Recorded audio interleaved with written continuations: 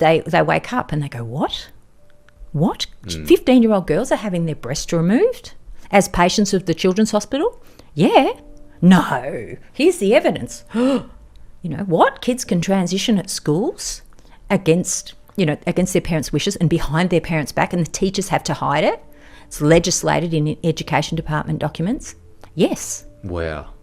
Yes. And they, like you, wow, what? No, they don't believe it. Wow. You have to show the evidence. That blows my mind. It blows my mind. It also makes me think there's some medical industry behind it where people are getting paid for this. They're making a fortune out of it.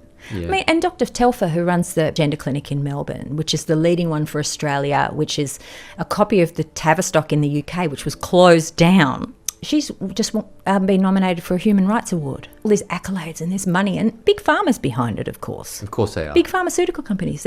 And it's really sad because when I think about children who are struggling because like they might be autistic, right? Kids has behavioural problems at school, can't do the work, can't settle down, ADHD, autistic, whatever, struggling at home, struggling at school. Mum's doing the best that she can, but she feels overwhelmed and she thinks, how can I get some help here? This kid's out of control. I don't know what to do. Kid discovers trans. I think I'm trans.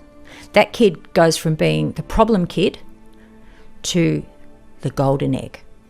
And that is so appealing for mum who's overwhelmed. We've got a community for you.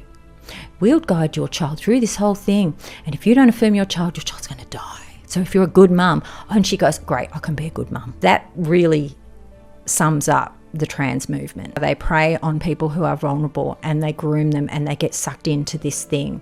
And they don't realise that the promises at the other side are empty, that the child has to become sterile and mutilate their body and, go through the trauma of detransition or worse, suicide, or live as an adult who finally has a mental breakdown and understands that they've changed absolutely nothing. I don't know if you've ever looked into Hollywood, the amount of Hollywood stars with trans kids, and they're always like let's get the movement going in Hollywood so we can convince the people that this is the right thing to do.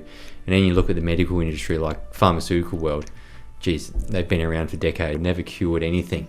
They've always just had the pill form to keep you on their system and their money corrupted plate, which continually feeds you these drugs. And then obviously there's the medical world behind that, where these people are getting paid enormous amounts of money to chop the little boys' penises off and shit like that. So it's just, to me, and it happens with everything, when money gets involved, greed gets involved, and decisions are made not for the welfare for the child.